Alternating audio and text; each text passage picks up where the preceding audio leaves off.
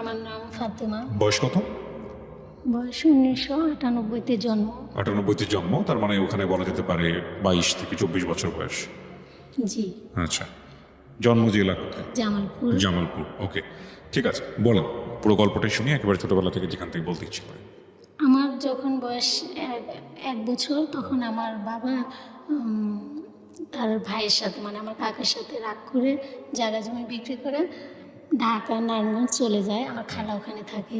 আচ্ছা, তো এগুলো আমার মার মুখে সব শোনা। জি। তো ওখানে চলে যায়, যাওয়ার পর ওখানে আমি, আমার ছোট ভাই, আমি আমার ভাই দুজনে ছোট, আর সবাই বড়। তো আমার মা কাজ করতো, আব্বা কাজ করতো, বড় আপা কাজ করতো, এভাবেই। তো আমার যখন 5-6 বছর বয়স হয় তখন দেশে চলে যায় নিয়ে। তো জায়গা কিনে ওখানে বাড়ি করে, করার পর স্কুলে লেখাপড়া করি। আসলে ছোট থেকে এতটা মানে মানে এতটাই দুষ্ট যে কোনো মানুষ হয় কিনা জানি না। এটা আপনি ছিলেন? হ্যাঁ, আমি মানে দুষ্টুমির ধরন কিরকম ছিল? ধরন বলতে যদি বলতো যে ওখানে যাস না, ওখানেই আগে যেতাম। আর পোলাপানের সাথে তো পারতামই না, মার খেতাম, আবার ওখানেই যেতাম। আচ্ছা, তো বাসায় আসলে আরও দিত মার, যে ওখানে যেতে নিষেধ করেছি তারপরও কেন গেছো, এরকম একটা ইয়া। আর স্কুলে যেতাম, মানে সাজগোজ জিনিসটা বেশি পছন্দ ছিল, যে বান্ধবীরা সাজতো।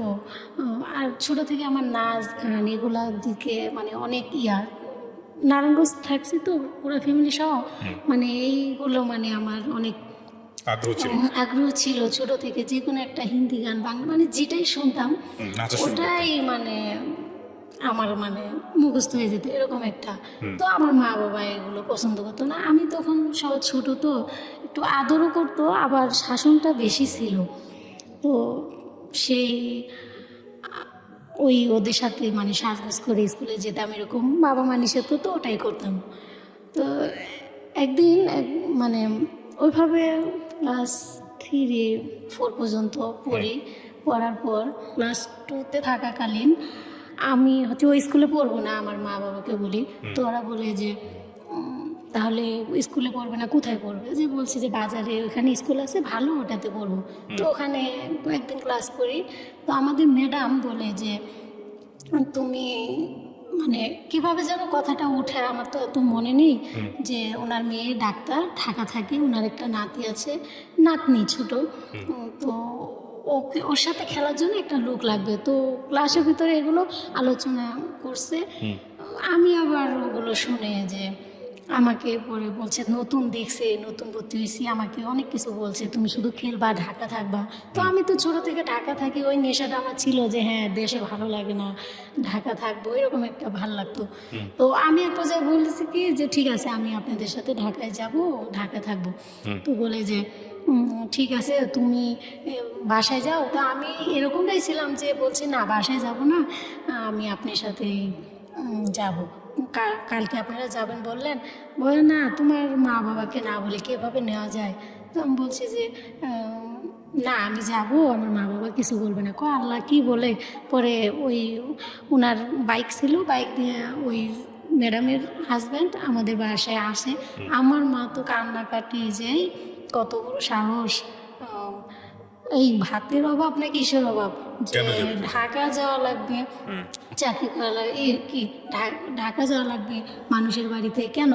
অনেক বুঝায়। তো আমি তো বললামই যে একটু যতই বুঝাক, আমি যেটা বুঝি সেটাই করতাম। আর এই জন্যই মারটা বেশি খেতাম আমার ফ্যামিলির হাতে, মা বাবার হাতে। তো তখন আমি বলি যে না আমি যাবই। তো বুঝাইও করতে পারলো না। তো আমি কি করি, যাই, ওখানে যাই। যাওয়ার পরে ভালোই, মানে আমিও ছোট, ওনার নাতনিটাও ছোট, তো আমাকে দিয়ে কোনো কাজ করাতো না। ওনারা সত্যি অনেক ভালো, ওরকম মানুষ হয় কিনা জানি না। তো আমি ওনার মেয়ের সাথে খেলতাম। তো এরকম করে একটু ঘর মুছতাম, যদি থালবাটি মাজতাম, এই আমার কাজ। আর ওনার একটা ভাগ্নি আছে, উনি রান্না বান্না করতো, ওনার মেয়েকে আমাদের মানে দুজনকে নিয়ে স্কুলে যাইতো, এরকম একটা। আপনি গেলেন শেষ পর্যন্ত ঢাকাতে? হ্যাঁ গেলাম। তারপর ওইভাবে প্রায় 6 মাসের মতো থাকি। কত সাল সঠিক মনে নাই, মানে ওই বছরটা ট্যুর পড়তে যে পড়ি ওই বছরটাই তো হচ্ছে আমি দেশে যাই, ঈদে আমাকে জামা কাপড় কিনে দেয়, আমাকে এমনি অনেক আদর করতো। দেশে যাওয়ার পরে দেখি সবাই স্কুলে যায়, আমার তো লেখাপড়া হচ্ছে না। তখন ভাবলাম যে এটা কি হলো, ওরা স্কুলে যায়, আমার তো আর ভালো লাগে না। তো আমি বললাম যে আমি আর ঢাকা যাব না। আমার মাকে বললাম, মা আবার রাগ করে বলছে কি কেন যাবি না, তুই তো গেছিস এভাবে, এখন এত তাড়াতাড়ি মানে 7 মিটে গেছে এরকমটা। তো আমি আবার কি করলাম, রাগ করে ওনাদের সাথে আবার চলে যাই।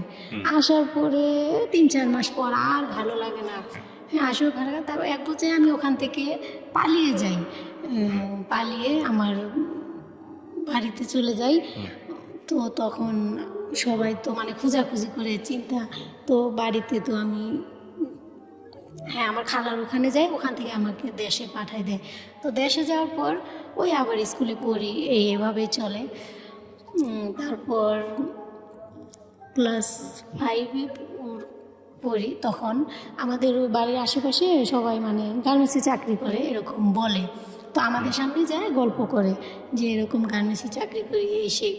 তো বলি যে আচ্ছা গার্মেন্টসে চাকরি মানে কেমন, ওরা বলে যে হ্যাঁ ভালো, অনেক গল্প করে। তো ওটা আমার নেশা ধরে যায় যে হ্যাঁ আমি ঢাকা যাবো, গার্মেন্টসে চাকরি করবো। তো ক্লাস 5-এ থাকা অবস্থায় আমি একবার কি করি, মা মানে কি জানি একটা কাজে দিছে নাকি জানি না, তো আমি হচ্ছে বলছি এটা করতে পারবো না।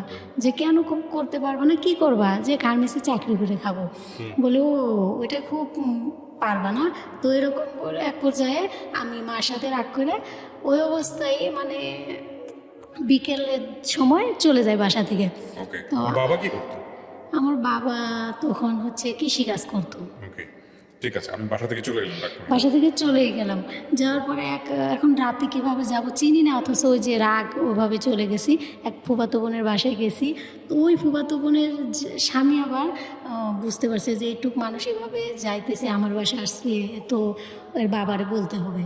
তো বলে আমার আব্বা সেই রাত্রে ওখানে যায়। যাওয়ার পরে ওনাকে দেখে তো এমনি সাহস ছিল, কিন্তু ওনাকে আবার অনেক ভয় পাইতাম, অনেক মারতো, তো অনেক ভয় পেতাম। তো তখন আমাকে কিছু বলে না, আনে রাস্তায়, যখন আনে অর্ধেক রাস্তা তখন বলে যে জানিস তোকে মন চাইতেছে এখানে মাটি চাপা দিয়ে রেখে যাই। এটা আমার বাবা বলতেছে যে তোর এত বড় সাহস, তুই ঢাকা যাবি, চিনিস না জানিস না, চাকরি করবি গার্মেন্টসে, কাউকে না বলে এভাবে আসে পড়িস, আমার মান সম্মান নাই, তোর এত বড় সাহস কীভাবে। অনেক শাসায়। তো শাসার পরে আমার তো হাত পা ভয় কাঁপতেছে। আমি মানে উনি আগে আমি পিছনে, উনি আগে আগে যাচ্ছে। তো বাড়িতে নিয়ে যাওয়ার পর ওই উপরে ধর্না যে আছে ওগুলোর সাথে আমার হাত পা বাঁধছে, দেয়, আমাকে অনেক মারতেছে আর বলতেছে বল আরও ঢাকার কথা বলবি, আরও গার্মেন্টসের চাকরির কথা বলবি। তো আমি ওই সময় বলতেছি যে হ্যাঁ আমি ঢাকা যাব, চাকরি করব। তো এক পর্যায়ে যে রামধান ওগুলো নিয়ে সেরা মানে আমাকে জবাই করবে, যে আজকে তো হ্যাঁ যে আজকে তোকে জবাই করব, তোর এত সাহস হয় কি করে। তো আমার মা পা ধরে কান্নাকাটি করে মানে পরিস্থিতি ইয়ে করে, ঠান্ডা করে। তারপর সকালে তো আমার স্কুলে যাব কি, অনেক মারছে, সারা শরীর ব্যথা, স্কুলে যায় না। তো অনেকেই শুনছে লজ্জায় আর স্কুলে যায় না। যাই হোক, তার কয়েকদিন পর আবার সেই স্কুলে যাই আসি। 5-এ পরীক্ষা দেওয়ার পরে 6-এ উঠি। আমার তখন একটা বোন হয়, ছোট বোন হয়। আমি ক্লাস 6-এ হয়তো 6 মাস ক্লাস করার পরে হয়তো আমার বোনটা হয়। তো ফাইনাল পরীক্ষা দিই, মোটামুটি পাশ করি।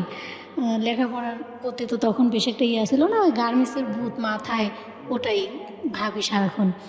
তো আমি বললাম, আমার ফুপুরা নারায়ণগঞ্জ থাকে, যে আমি আমার মাকে বললাম যে আমি নারায়ণগঞ্জ যাবো, ফুপু ওদের ওখানে থেকে চাকরি করবো। বলে যে আবার এই কথা, তুই কি জীবনে মানুষ হবি না? বললাম না, আমার ভালো লাগে না, আপনার মেয়েকে আমি কুলে নিতে পারবো না, এরকম মানে একটা ভালো লাগতো না। তো শেষ পর্যন্ত ওই আমার বাবা আমার ফুপুর বাড়িতে বেড়াতে আসে, আমি পিছনে পিছনে মানে আসি কাপড় এগুলো নিয়ে। তো আসার পরে তখন আমার বাবা বলে যে দেখ তোকে কিন্তু আজকে আমি মেরে ফেলবো, আমার পিছনে পিছনে আসিস না, তোর কপাল, যদি বাঁচতে চাস বাড়িতে ফিরে যা।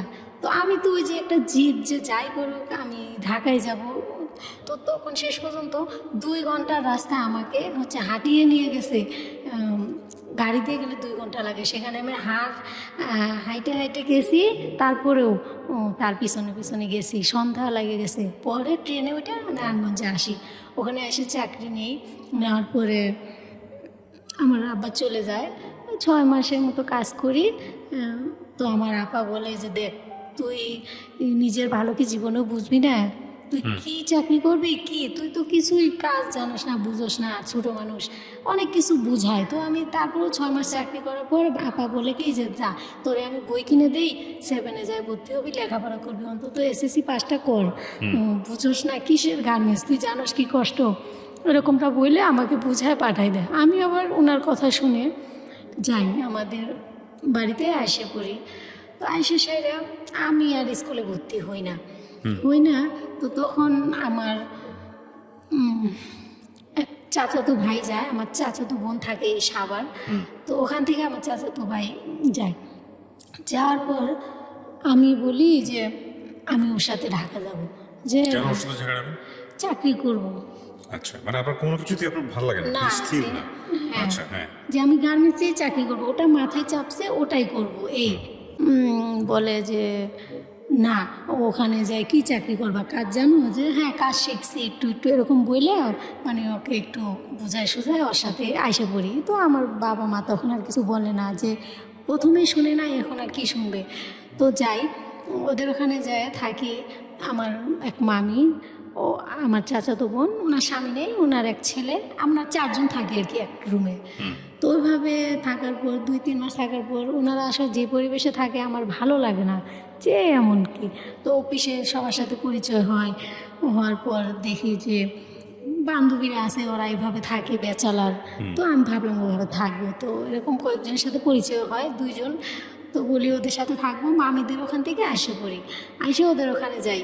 তো ওই ছেলেটা ওদের বাসায় থাকে। তো প্রথম দেখা, কাদের বাসায় এটা? মানে আমার বান্ধবীর সাথে যে আমি থাকতে চাইলাম এক বাসায়, তার সাথে। ওই বান্ধবীর বাসাতেই ওই ছেলেও থাকে সাবলেট? হ্যাঁ হ্যাঁ, মানে ওরা ভাই বোন মিলে থাকে, একসাথে থাকে? হ্যাঁ হ্যাঁ, এক বাসায়। তো প্রথম দিন ওর সাথে আমার পরিচয়, যে ও সকালে গোসল করতে গেছে, আমি হচ্ছে মানে ওখানে টয়লেটের ভিতরে না কল নেই, ঠিক আছে। তো আমি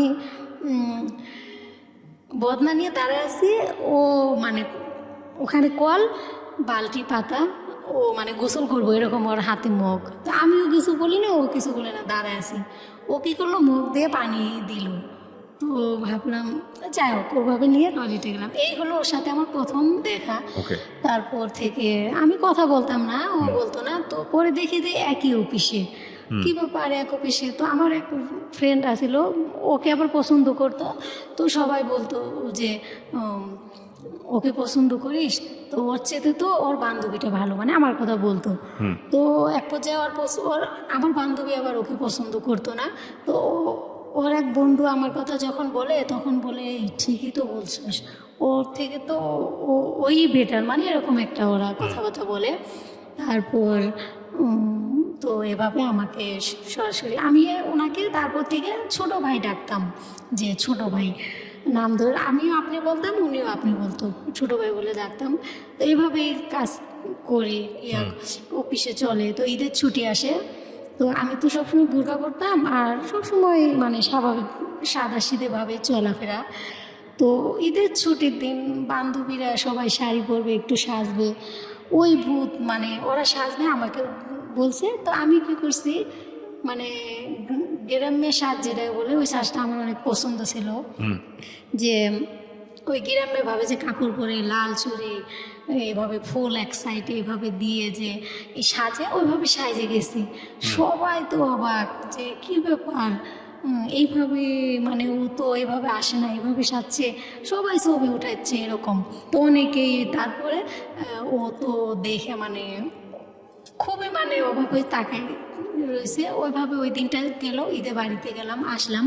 আসার পর তখন দেখি সবাই আমাকে মানে অনেকেই এর আগে বলতো, অনেকে স্থানীয় ছেলেরা যে আমাকে পছন্দ করে এরকম। তাই আমি বলতাম না, আসলে আমি এসব বুঝি না, কিসের পছন্দ এসব, আমি এসব ঝামেলায় জড়াতে চাই না। তো তখন ও আবার আমি তো ওকে ছোটো ভাই বলি, ও তো বিষয়টা জানতো যে যেহেতু ও তো পছন্দ করে না কীভাবে বলি, তো এভাবে ওকে বন্ধুকে দিয়ে বলায়। তাই আমি বলি আল্লাহ, ওকে তো আমি ছোটো ভাই বলি, এটা কীভাবে সম্ভব? আর ওর বাড়ি কই আমার বাড়ি কই, তো কখনো সম্ভব না।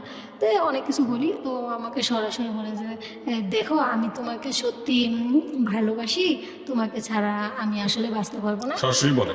হ্যাঁ, সরাসরি বলে। আমি তো রাগে মুখে যা আসছে তাই বলছি, আমি কিন্তু এমনি কাউকে বকি না, অথচ ওই অবস্থায় এত বকা দিছি, ও মানে হাঁ করে তাকাই গেছে যে আমাকে এত বকতেছে, ও তো দেখা যায় ভদ্র, এত বকা কোথা থেকে দিচ্ছে এরকম। তো তারপর এইভাবে অফিসের ভিতরে মানে ওর সাথে আমি কথা বলি না, ও বলতে চায়, এইভাবে ঝামেলা কয়েক মাস কাটার পর এখন পরে এক সময় এক পর্যায়ে হলে আমার ভালো লাগে যায়। হ্যাঁ, যে আমার বাসায় যাইতো, আমার বাসায় আমি এক আপার সাথে যেত, আমি আবার অন্য বাসায় থাকতাম পরে, তো আমার বাসায় যাইতো, আমার এক আপার সাথেও রুমমেট সাথেও পরিচয়। তো তখন এক পর্যায়ে ভালো লেগে যায় যখন, তখন আমাকে বলে বিয়ে করবে। আমি বলি ওরে আল্লাহ, বিয়ে এইসব তো এখন না। বলে যে না দেখো, বিয়ে না করলে তাহলে কিসের ভালোবাসা? তো বললাম ও তাই? তো তখন বয়স কত আপনার? আমার বয়স ওই তো মানে চাকরি করতে আসলাম এখানে 6 মাস কাজ করলাম, মানে আর 12-13 বাড়িতে বছর? গেলাম। হ্যাঁ, মানে বাড়িতে থেকে আবার মানে 2 মাস পরে, ওই 1 তো মাস পরে 12-13 বছর। আসলাম। আপনার ছেলের বয়স মানে ওই ছেলেটার বয়স কত তখন? ও আমার চেয়ে হয়তো, ওরও বয়স তেমন একটা বেশি না, সঠিক আমি জানি না, ওকে তো আমার চেয়ে বড়ই হবে। ওকে, তারপর তো তারপর এইভাবে ওই বিয়ে করতে হবে? হ্যাঁ, মানে ও বলতে, তো আমাকে বলতেছে, আমি বলি যে এটা আসলে কীভাবে সম্ভব? তো আমার বাবা আমার ওখানে বেড়াতে আসে, আমি তখন ফোনও ইউজ করি না, আমি বুঝি না ফোনের বিষয়ে। তো আমার বাবা আসে বলে যে আমার বাড়িতে বেড়াতে যখন আসে, ওর বোনেরা এর ভিতরে সব টের পায় যায় যে আমাকে ও পছন্দ করে, আমিও পছন্দ করি, বা আমাদের যে একটা সম্পর্ক এরকম কীভাবে যেন বুঝে বা জানি না। তো আমার বাবা যেদিন আসে, ওর বোন দুইটা মানে এক পর্যায়ে সাজগুজ করে মাথায় বড় বড় চুল এভাবে সাইডে দিয়ে আমার বাসায় আসে, উন্না দুই কীভাবে যেন নিয়ে ওইভাবে আসে। তো তখন আমি ওদের দেখে অবাক হয়ে যাই যে ওরা এখানে কেন? আইসে সাইডে ওই বাসায় মানুষের কাছে বিচার দেয় যে দেখো, আপনারা দেখেন আমার ভাইটাকে ভুলাইয়া ফালাইয়া এই যে বাসায় আনে, আমার এটা খায় ওইটা খায় এটা নেয়, এরকম একটা কিছু বিচার দিয়ে গেল। তো আমার বাবা দেশে থেকে আসছে, এগুলো তো কিছুই জানে না, বা আমিও তো কিছু বলি নেই।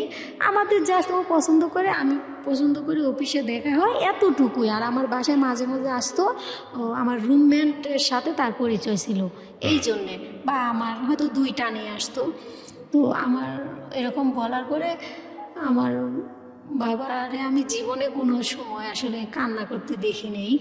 তখন কি বিয়ে করছেন আপনারা? না না না, তখনও বিয়ে করেন? বিয়ে করিনি, কান্না করতে দেখেন? তারপর কখনো জীবনে কান্না করতে দেখিনি। অথচ সেই দিন তারা যখন এসে ওইভাবে বিচার দিয়ে গেল, বাড়ি ভর্তি মানুষ, আমার আব্বা ঘরে বসে আছে, আর সবাই বলতেছে যে আজকে এর বিচার হবে, বিচার আরও কি অনেক কিছু হয়তো বলছে, অতটা মনেও নেই।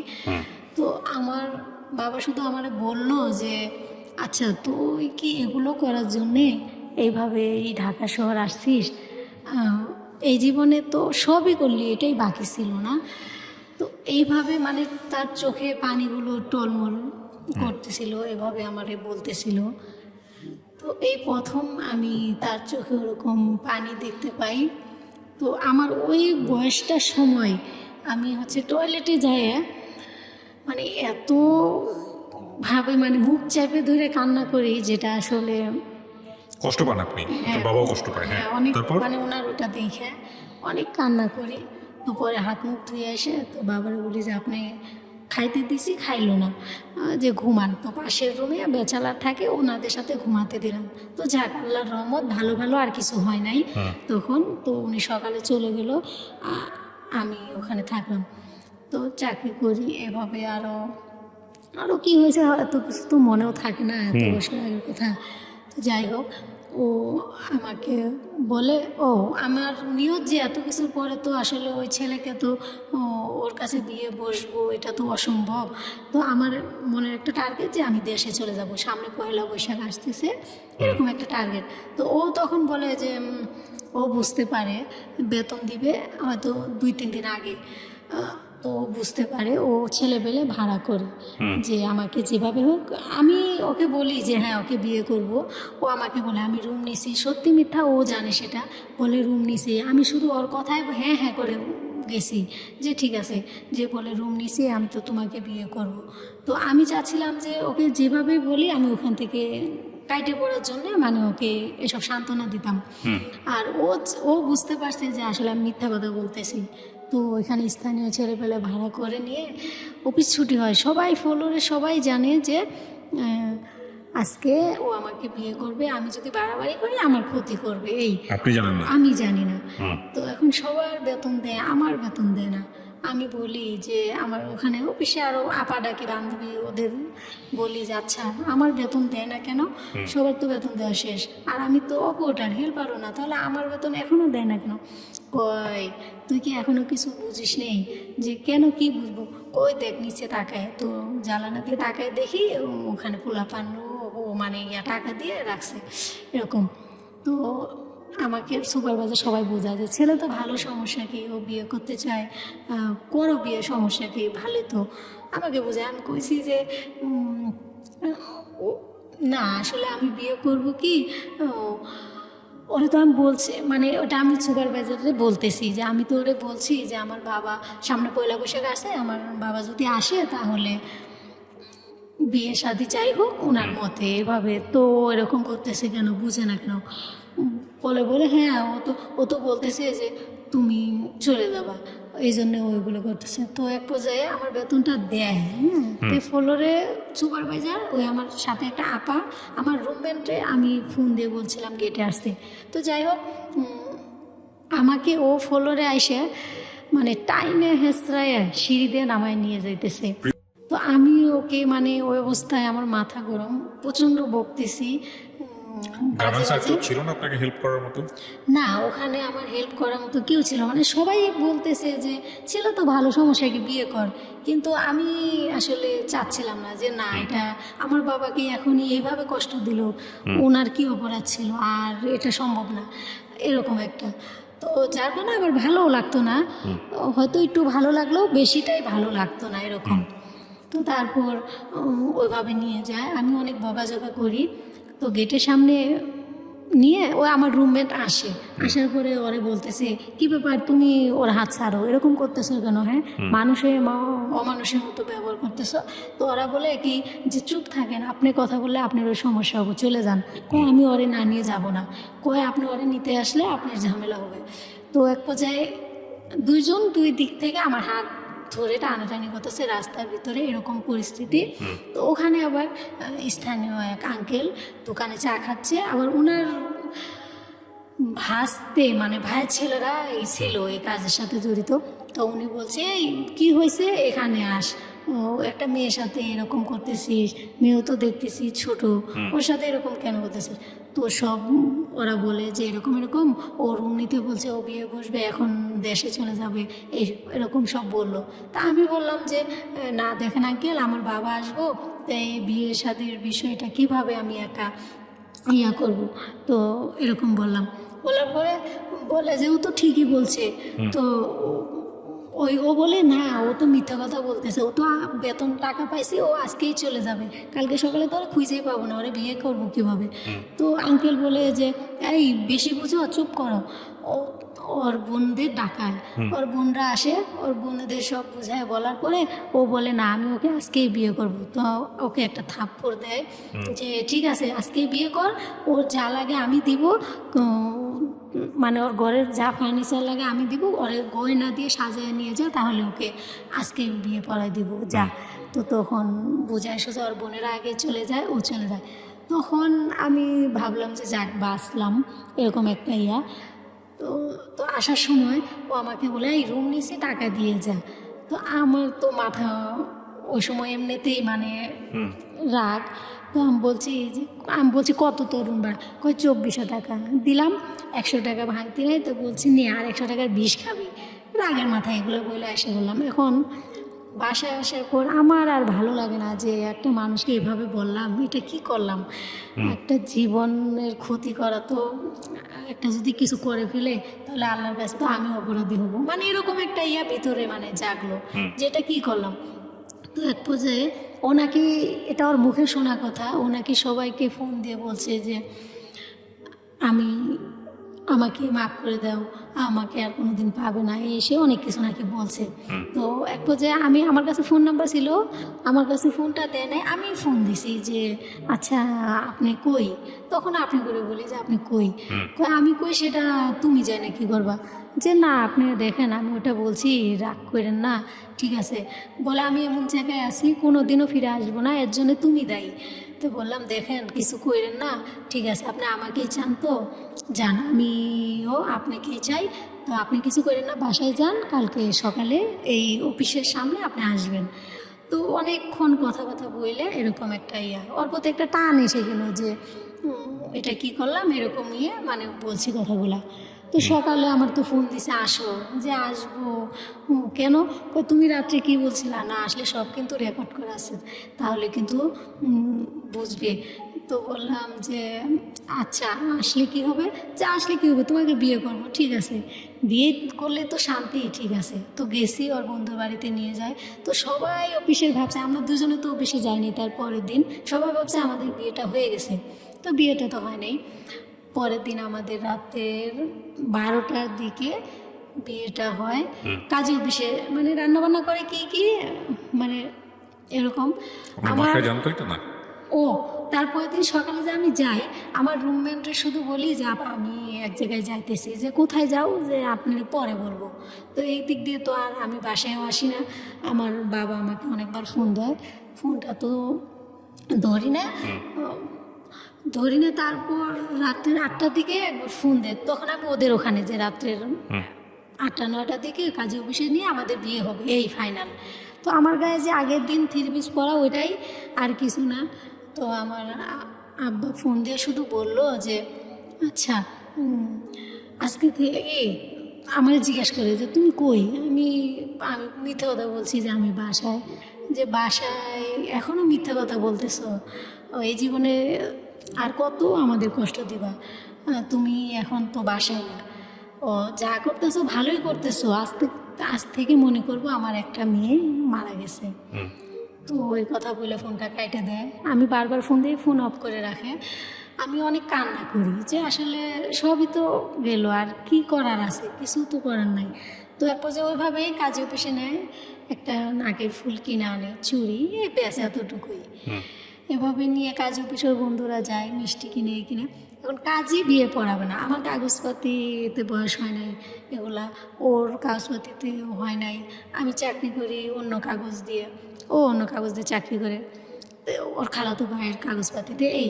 তো কাজই এখন স্থানীয় ছেলে পেলে ওরা তো বলছে, টাকাও দিছে, আবার অনেক ভয় দেখাইছে। তো এক পর্যায়ে আমাকে কবুল বলতেছে, আমি বলি যে ওই সময়টাতে আমার মনে হইলো যে আসলে এটা আমি কি করতেছি, আমি কবুল বললে ও আমার স্বামী, আর আমি এটা কি করলাম, আর এখান থেকে আসলে তো আমার বেরোনোর মতো কোনো রাস্তা দেখতেছি না, এটা আসলে আমি কি করতেছি, এরকম একটা মনে হলো। আমি বলি না কবুল, তখন কাজী বলে যে এইটুক মেয়েকে জোর করে আয় না, এভাবে বিয়ে, মেয়ে যদি কেস করে সবাই কিন্তু ফাইসে যাবা, মেয়েকে রেখে আসো। তো বলে যে দেখেন আপনার কাজ আপনি করেন, আপনি এত কিছু ভাবতে হবে না। তো আমাকে অনেকবার বলার পরে তখন বলি কবুল, বলার পরে তারপর আমার ওই কাবিন কি এগুলা কি আমি তো কিছু জানি না, সাইন দিতে বলছে দিছি, কবুল বলতে বলছি। আর এক উকিল বাপ হয় কে যেন, তো 80,000 টাকা মনে হয় কাবিন দিবে, তো আরেকজনে বললো না 1 লাখ টাকা, এভাবেই হয়তো কাবিনটা হয়। তো মিষ্টি খায় রাতে 12টা বাজে যাওয়া হয়। যাওয়ার পর এখন ঘুমাবো কোথায়, সে আমার রুমমেট আমি আমার রুমমেট। তো আরেক পাশের রুমে হেরা বলতেছে যে ওরা দুজন এখানে ঘুমাক আর আমার রুমমেট অন্য রুমে। আমি বলছি না না, এভাবে সমস্যা নেই, ও চোখের উপরে থাক, আমরা দুজন নিচে থাকবো। যাই হোক, ওভাবে রাতটা কাটে, এক ঘরে তিনজন ওইভাবে ঘুমায়, রাতটা কাটে কোনো রকমে। তো তারপরে এখন তো রুম নিতে হবে। রুম নেওয়ার পর ছোটো একটা রুম নেয়, তো আমার রুমে কোনো কিছু নেই। তো তারপরে ওর বোনরা, মানে আমার রুমে কিছু নেই, ওদের মানে ওর বোনের রুম থেকে একটা কাঁথা বালিশ, অনেক গরম একটা ফ্যান আনে। ওকে আপন বোন ছিল? হ্যাঁ, ওরা আপন বড় বোন। তো আমার বান্ধবী ছিল আপনার তো ভাই বোন? ওরা তো ভাই বোন, আর আমরা থাকতাম, আমার যে বান্ধবী ও পিসের ওকে। তারা। তো তারপর ওই ওরা আসে, আমি বাইরে দাঁড়িয়ে আছি হয়তো, আর ও তো কোথায় যেন গেছে। ওরা আইসে মানে আমাকে দেখেই মানে মুখ দিয়ে যা আসতেছে তাই বলতেছে। কি কারা ওর বোনরা? হ্যাঁ, বকাঝকা করতেছে। তারপর হচ্ছে বলে যে তোর কিছু নাই, আর আর এখন আমার ফ্যানের বাতাস তোরা খাবি, এটা এটা তো আমি খেতে দেবো না। তো ফ্যানটা খুলে নিয়ে যায় আর বকাঝকা ঝাঁতো করার করে। আমার তো মাথা গরম হয়ে যায় যে এটা আসলে কিভাবে সম্ভব যে ওর বোন ওদের কাছ থেকে আনছে আর এর জন্যে আমাকে এসে এইভাবে বকাঝকা করতেছে। তো ও আসলো, এসে শুনলো এইভাবে। শোনার পরে দেখি ও কিচ্ছু বললো না, ওর বোনেরা চলে গেল। তো আমার ঘরে তখন একটা জগ মগ ছিল, তো আমি একটা আছাড় দিয়ে ওটা ভাঙার পর ওকে আমি বকাঝকা করি। আর কাবিননামার কাগজটা বিছানার নিচে থাকে, ওটা আমি একটা দিয়ে ছিঁড়ে ফেলি, যে অনেক বকাঝকা করি ওকে। গলা টিপেও ধরতে যাই যে আজকে আমার জীবনটা এভাবে শেষ করে দিলি, মানে এভাবে তোর বোনেরা এসে তুই তো কোনো কথাই বললি না, আজকে মাত্র 3 দিন অথচ একটা কথাও তুই বললি না। আমার তোর মতো স্বামী আমার প্রয়োজন নেই, আমি চলে যাব, 2 চোখ যেদিকে যায়।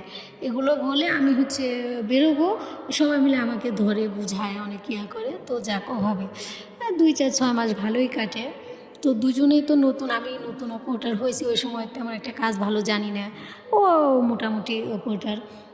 তো এভাবে ঘরে কিছু নাই, এটা সেটা কিনা লাগে, হাঁড়ি পাতিল এভাবে তো 1 বছর 2 বছর ভালোই কাটে। আমার বাড়িতে পরে যাই, সবাই মাইনে নেয়, যাওয়া আসা হয়। ওদের বাড়িতে প্রথম যেদিন যাই দেখি যে ওদের বাড়িতে একটা থাকার মতো ঘরও নাই, যে একটা ঘর আছে 2 চালা অন্যের জমির উপরে। তো আসলে আমাকেও বলে যে আমি তো যতটুকু জানি যে মানুষের ঘর হলেও থাকে, জমির ভিটাটাও থাকে, কিন্তু ও যে আমাকে বলতো আসলে যে এটা সত্যি সেটা আসলে তো আমার জানা ছিল না।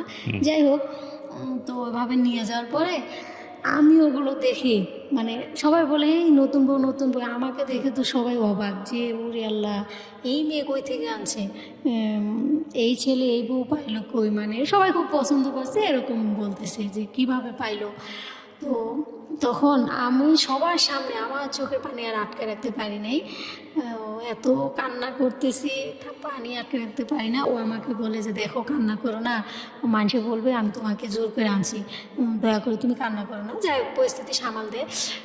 তার 2-3 দিন থাকার পর ঢাকা আমরা আবার এসে পড়ি, চাকরি বাকরি করি। আর আমি বলি যে ও এই হলো তোমার অবস্থা না, আর বড় বড় তো ইয়া করতে, আমাকে ছাড়া বাঁচবে না, আমাকে রাখবা, সেই ঘরই তো নাই তোমার থাকার মতো, অন্যের জমিতে থাকো, এরকম বলতাম। তো ওকে আমি তারপর থেকে অপছন্দরা বেশি, যে বিয়ে 3 দিন পর ওর বোনেরা মুখতে যা আসলো তাই বললো একটা নতুন বউকে, এটা আমি আসলে খুব কষ্ট পাচ্ছিলাম, মাইনে নিতে পারি নাই। তো আরও ওই পরিস্থিতি, আবার যা ইনকাম করি দুজনে মিলে ওই টাকাটা ওর বাড়িতে দেওয়া লাগে, আমাদের মোটামুটি রাইখে। তো এইভাবেই চলার পর টাকা পয়সা নিয়ে রোজ আমার সাথে ঝগড়া মানে বেতনটা পাইলেই ওর বাড়িতে টাকা দিতে হবে 5,000 কিস্তি। তো আমি তখন বলি যে আচ্ছা, এত 4-5 বছর তো টাকা দিলাম, এখনও কি দেওয়া লাগবে? তাহলে আমরা কি সারা জীবন এভাবে এই আপনার কিস্তি চালাবো বাড়ির? বলে যে আমার বাবা নাই, কি করবা দেখো। যে ঠিক আছে 5 বছর দিছে, আর পারবো না। তো না দিলে ওই যে বকাঝকা মারধর এরকম। তো আমি অনেকবার চলে যাই, আমার ফ্যামিলিকে বলি, আর ওর কথাবার্তা এত মানে মানুষের সবার সাথে বলে, সবাই আমাকেই বলে যে তুই ভালো না, তোর তো ছোটো থেকে আমরা পালছি, তোর আচার ব্যবহার, তোর তো রাগ জিদ, তুই ভালো না, ও ভালো, এরকম সাপোর্ট করতো। তো এভাবে আমি আমার এক বান্ধবীর বাসায় চলে যাই। তো আসলে ওর প্রতি এমন একটা মায়া ছিল যে যত দূরে যেভাবে মানে এত কষ্ট দিত, আবার আমিও কষ্ট দিতাম ওকে। ও আমাকে ছাড়া থাকতে পারতো না, আমি ওকে ছাড়া থাকতে পারতাম না। আর দুইটা মিষ্টি মিষ্টি কথা বলে ওর কাছে আবার এসে করতাম যে আমি ঠিকানা দিতাম, ও যায় আবার আনতো। এভাবে কয়েকবার চলে যাওয়ার পরেও আবার আমার বোনকে বলি যে আপা, আমার বড় আপাকে বলি যে আপা আসলে না আমি ওর সাথে থাকতে চাই না, কেন আপনারা বুঝেন না? ও তো আমার জীবনটা শেষ করে দিল। ও কি শেষ করছে? নিজের যেভাবে বিয়েটা করছো, আবার মানুষের জীবনে বিয়ে একটাই, কেন আবার এগুলো করা যাবে না? মান সম্মান থাকবে না? তো বললাম যে ও আমার জীবনে যে কি মান সম্মানটা বলো, কই সেটা তোমার ভুল, তুমি করছো, সেটা আমাদের কিছু করার নেই। এরকম তাদের বোঝাতে পারতাম না। এক পর্যায়ে আমি 4-5 বার চলে যাওয়ার পরেও ওকে আমি ডিভোর্স দিই। আমার ডিভোর্স দিই, আর আমি এমন একটা পর্যায়ে করি যে একবারে অনেক মানে সবার চোখের আড়াল থেকে লুকিয়ে থাকবো, আর যেন আমাকে কেউ খুঁজে না পায়, এরকম একটা প্ল্যান করি যে কেউ যেন খুঁজে না পায়। আমার কাপড় চোপড় যা এগুলো নিয়ে আমি চলে যাই, ওকে ডিভোর্স কাগজ পাঠাই দিই। তো অনেক খোঁজাখুঁজি করে পায় না, পরে দেখে আমার ফুপুর বাসায় আসি। তো আমার আপা বলে যে আমি পত্রিকায় ছাপাবো যে তাহলে তো আপনারা মান সম্মান বুঝবেনই কেমন হয়। তো কী করে যে আপারা বলে যে না এই কাজটা করো না, ওকে যেভাবে পারি তোমার হাতে উঠাই দেবো, এই কাজ করো না, আমাদের মান সম্মান থাকবো না। তো ভয় দেখায় ওকে আমি ডিভোর্স কাগজটা পাঠাই। ও ডিভোর্স কাগজটা পায় পাগলের মতো হয়ে যায়। আমি গাজীপুরে এক বান্ধবীর বাড়িতে চলে যাই, ওখানে ভালোই চাকরি করি, 15 দিন ডিউটি করার পর তো ওরা সবাই প্ল্যান করে আছে আমি যে এখানে যে কাজ করছি বেতন নিতে আসবো, আমাকে ওর হাতে উঠাই দিবে। তো এই কথাটা শুধু আমার ফুপু না ফুপা বলছিল আমাকে যে চুপ করে, যে দেখো তুমি তো এখানে আসছো টাকা নিতে, তাড়াতাড়ি চলে যাও, ওরা কিন্তু এই প্ল্যান করে আছে। তো বললাম ও তাই? তো বুঝতে পারে, তো ও টাকাটা নেওয়ার পরে ও তখন আসার পরে না, তখন ও আসে না, ও খবরটা পায় যে আমি টাকা নিতে আসছি। তো ওরা আবার জাদুটো না এগুলো বিশ্বাসও করে, এগুলো করেও। তো করার পরে এখন আমাকে মানে ওকে কি একটা সোরা শিখাই দিয়েছে, আমাকে ফোন দিত যে দেখো তুমি কোথায় আছো, যে আমি কোথায় আছি সেটা আপনাকে কেন বলবো, কই না বলো, তোমার নামে অ্যাকাউন্টে টাকা ছিল তো, মানে আমাকে যেভাবে বোঝাতো আমি সেটাই বুঝতাম, এরকমটা ছিল যে তোমার নামে অ্যাকাউন্টে টাকা আছে তো দুজনে অ্যাকাউন্ট করছিলাম, তো টাকাটা তুমি ছাড়া তো উঠাইতে পারবো না, যাও, তুমি না থাকলে তো আর জোর করে রাখা যায় না, তোমাকে আমি আর মানে ডিস্টার্বও করবো না, তোমার পিছু আর ঘুরবো না, তুমি আইসে টাকাটা উঠায় যাও, তোমাকে ওই টাকাটা দিয়ে দেবো, তুমি আইসে টাকাটা নিয়ে যাও, কিন্তু মানুষে খালি লাভ কি, তুমি খাও, আমি তো তোমাকে ভালোবাসি, আমি খুশি হব, মানে যত রকমের লোক দেখাইতো। তো আমিও তো ওই যে আমি বললাম যে ও আমাকে যেভাবে বোঝাইতো সেটাই বুঝতাম। তো শেষ পর্যায়ে আমি যাওয়ার পর ওর বন্ধু বান্ধবী সবার সাথে মানে করে রাখছে যে মাইকো দিয়ে আমাকে এভাবে নিবে, ওদেরই আমি জানি না। তো ওর বন্ধুর বাসায় ওঠার পরে বিছানা রাত্রে ঘুমানোর পরে আমার সাথে এটা সেটা বলে, আমি বলি কথা বলবে না, আমি সকালে চলে যাব। কই ঠিক আছে যাইও। তো সকাল হয়েছে যাব, বলে না বিকেলে যাইও। না এভাবে আমি বিকেলে এরকম করতেছো কই আচ্ছা চলো তোমাকে গাড়িতে উঠাই দিয়ে আসি, এই কথা বলে যে বোরকা পরছি। ওরা তো এগুলো প্ল্যান করছে, আমি তো জানি না। মেন রাস্তার ওখানে ওর মামা মাইকো নিয়ে আসছে, আইসা আমাকে ওইভাবে নিয়ে মাইকোতে ধাক্কায় উঠায় এই যে গাড়ি চালাচ্ছে, আমি এই যে চিল্লাইতেছি কান্না করতেছি, মানে যা বলার বাইরে। ওকে আমি গলা টিপে ধরতে গেছি যে দেখ তোকে তো আমি ডিভোর্স দিছি, ডিভোর্স কাগজটা তখন ও পায়ে এরকমটা মানে করছে যে তোকে তো আমি ডিভোর্স দিছি, তুই কেন আমার পিছে। তারপরে কি করছে আপনাকে নিয়ে? বাড়িতে নিয়ে যাওয়ার পর আমি ভাত খাই না, কারোর সাথে কথা বলি না, রাগ, শুয়ে আছি বিছানায়। সবাই তো মানে আইসে যে না এই বউরে এভাবে আনছে তো থাকবে না, সবাই অনেক বুঝায় সোজা। তো বলে যে তুমি কী চাও? যে আমি কী চাবো, আমি চাকরি করব না, বাড়িতে থাকবো, আমার সাথে থাকবে। আর বাড়িতে তো ওদের একটা ঘরও নাই, এভাবে একটা মানুষ থাকে নাকি? ও তো মানুষের জমিনে থাকে। তো এই পরিবেশে আমি থাকতেও পারবো না, ওকে আমি ডিভোর্স দিছি, ওদের সাথে আমি থাকতে পারবো না। তো আমার শাশুড়ি বারবার বলে যে দেখো ডিভোর্সের কথাটা বললো না, কেউ তো জানে না, বললো না। তো আমাকে বুঝে এসে যে ওইভাবে রাখে, তো ও আবার আমাকে রাইখে ঢাকা আসবে। আমি বলি না, আমি তোমার এই পরিবেশে থাকলে তো পাগল হয়ে যাব। আমি তো তোমার সাথে ঢাকা যাব, কিন্তু আমি চাকরি করব না। যে চাকরি করবে না কেন? একা কীভাবে সম্ভব? যে সেটা আমি জানি না, আমাকে তাহলে আমার বাড়িতে দিয়ে আসো, আমি তোমার সাথে থাকবো না, ব্যাস। তো যাই হোক, এরপর যে ওর সাথে আসে দেখি যে আমার মায়া লাগে যে থাক, স্বামী তো, রাগ করে কি করব, করি, দুজনেই চাকরি করি, ঢাকা শহর একা তো হয় না। আমি আবার চাকরি নেই সেখানে 6 মাস ডিউটি করার পর আমার পেটে একটা বাচ্চা আসে। সেই বাচ্চা, ডিউটি করতে পারি না, অনেক কষ্ট হয়। 7 মাস পর্যন্ত কাজ করার পর তো ওকে বলি যে ঠিক আছে আমি আমাদের বাড়িতে চলে যাব। তো ওরা সবাই চাইতো আমি ওদের বাড়িতে থাকি। আমি বলছি ওরে বাবা, আমি একটা সুস্থ মানুষ হয়ে তোমাদের বাড়িতে যাই, অসুস্থ হয়ে যাই, আর আমি এখন কীভাবে থাকবো? আমি পারবো না। তো ওদের মতের বিরুদ্ধে আমি আমাদের বাড়িতে চলে যাই। যাওয়ার পর ও আমাদের বাড়িতে রেখে আসে। আর তখন আমি মানে একটা স্বর্ণের চেন বানানোর জন্য কিছু টাকা জমাই, ওকে বলি না। তো ও বলে যে ঠিক আছে এখন তো আমার টাকা হাতে নাই, তুমি 3,000 টাকা আমাকে ধার দাও, আমি দিয়ে দিব। তো যাই হোক, এভাবে বলে পাম দিয়ে টাকাটা নিয়ে ও আসার পর তো আমি দেশে থাকার পর ওর কাছে টাকাটা চাই। আমি চেন অলরেডি বানাইতে দিছি, যে হয়তো চাকরি করতে পারবো কি পারবো না জানি না, তো এটা হয়তো আমার একটা সম্বল থাকবো, এটা ভাইবা যে কিছুই তো নাই, 5-6 বছর তো চাকরি করলাম, কিছুই তো থাকলো না। তো তারপরে চেনটা বানাইতে দিই, এখন ওখানে 2,000 টাকা শর্ট। ওকে বলি, কয় কিসের টাকা? তুমি নিজে অসুস্থ, টাকা করো। বললাম তুমি তো দেওয়ার কথা দাও। তো যাই হোক, টাকাটা দেয় না, এটা নিয়ে ওর সাথে আমি কথা বলি না, রাগ করি। আমার ফ্যামিলি বলে যে তুই কি মানুষ হবি না কোনো দিনও, ওর সাথে এরকম খারাপ ব্যবহার করিস। ফোন দিলে কথা বলতাম না এরকম। তো ও বলতো যে দেখো আমি তো এখন খাইতে পারি না, চলতে পারি না, তোমার টাকা কী করে দেবো?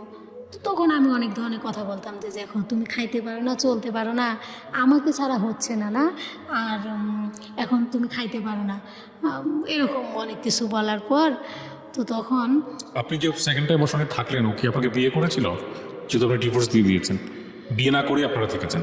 হ্যাঁ, বিয়ে Okay. মানে সবাই বলে যে এটা ডিভোর্স হয় না এক পক্ষ থেকে, তাই এই জন্য আর বিয়েটা প্রয়োজন হয় নাই। তো তখন একটু যে আমার বাচ্চাটা হয়, তো বাচ্চাটা মারা যায়, ও আবার ঢাকা আনার পর আমার ওখানে আমার বোনের মানে ওনাদের ফ্যাক্টরি আছে, গার্মেন্টস, ওখানে ওকে কাজে দেয়, আমি বাসায় থাকি। ওখানে কাজে দেওয়ার পরে তো আমাকে এতদিন বলতো যে আমার ভুল, আমার আপা বলে যে দেখি এখন কার ভুল, বাচ্চাটা তো মারা গেছে, তো আল্লাহ যা করে ভালো করে এখন দেখবো কে ভুল কে সঠিক। তো এরকম একটা তো আমার সাথে যেরকম করে আমি মানে আমার আপাকে সবটা বলি।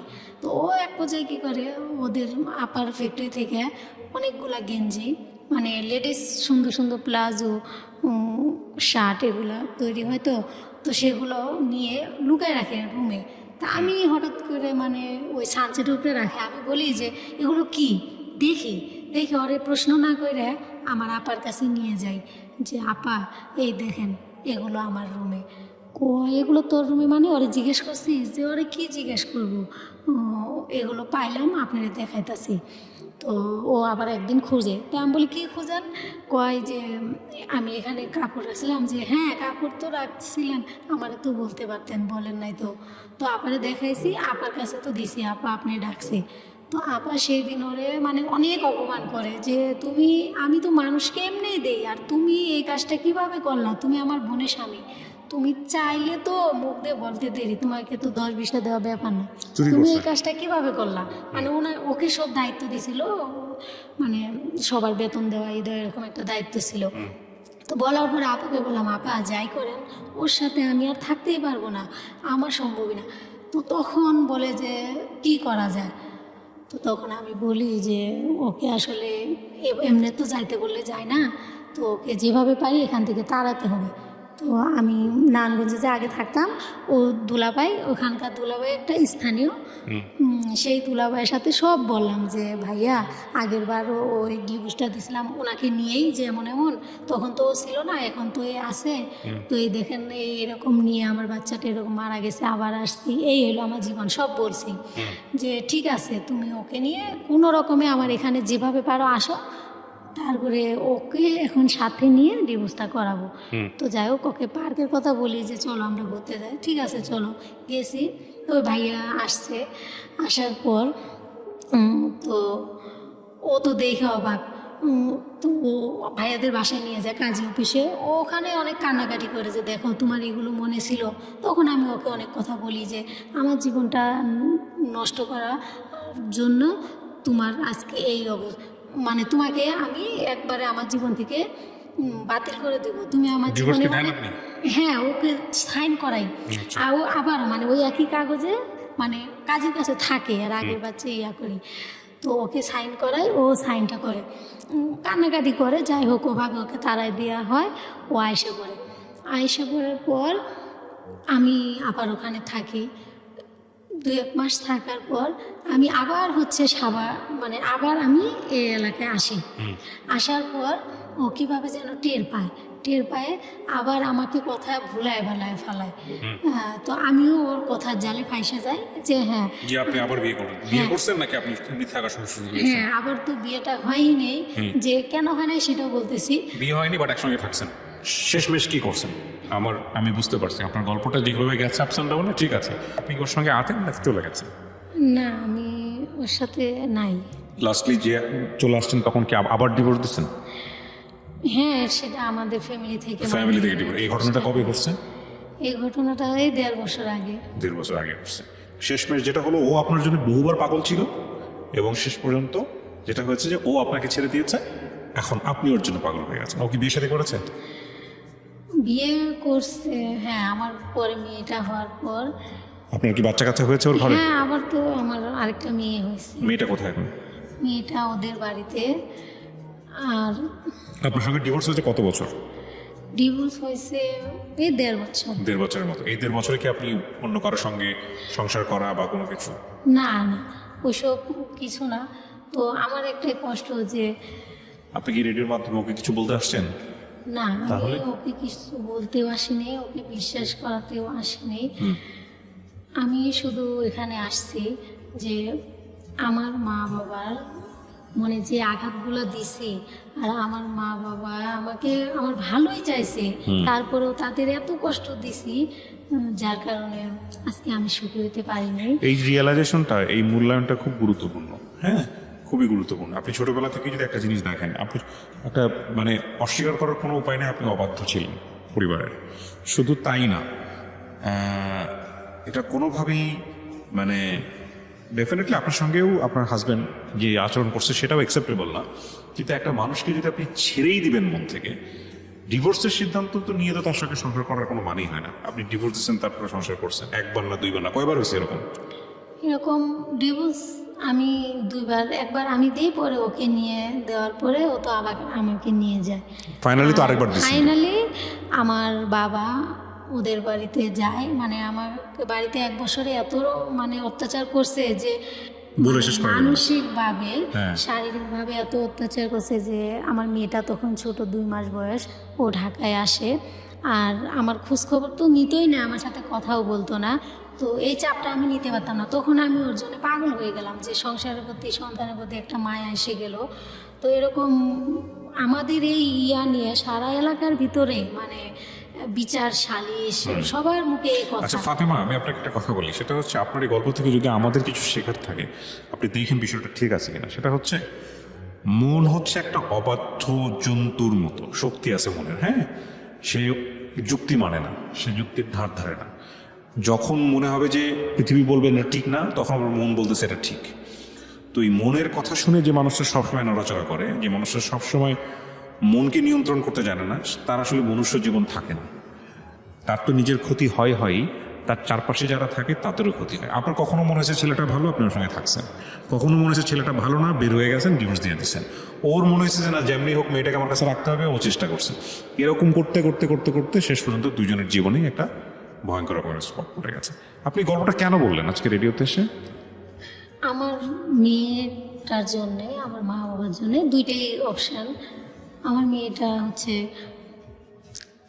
আমি তো ওর সাথে যোগাযোগ করতে পারি না, আমি পাশের বাসায় ওদের কাছে ফোনটা দিই, দেওয়ার পরে ওরা হচ্ছে, আমি জিজ্ঞেস করি আমার মেয়ের বিষয়ে, তো ওরা মাঝে মধ্যে বলে যে না তোমার মেয়ে মাশাল্লাহ ভালো আছে, কিন্তু তোমার কথা তো বলাই যায় না। যে কেন বলা যায় না, যে তোমার শাশুড়ি যদি শুনে বলে যে খবরদার ওর কথা বলবি না, এরকম। মেয়ের বয়স কত যখন ওখানে নিয়ে আসছেন?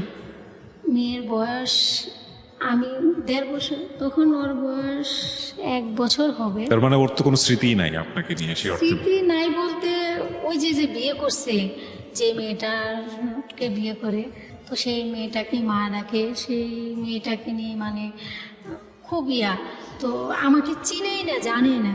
তো আমার এটা যে আসলে আমার জীবনে যে কথাগুলো আমি জানি না, এভাবে আসলে বলতে পারবো কিনা কোনো দিন ওকে। তো ও যদি, আল্লাহ ওকে হায়াতে বাঁচায় রাখুক, ও যদি কোনো দিন কখনো শুনে, তো আসলে ও যেন মানে এই কষ্টটা ওর মনে যেন না থাকে যে আমার মা এইভাবে আমাকে রেখে চলে গেছে, এত ছোট রেখে।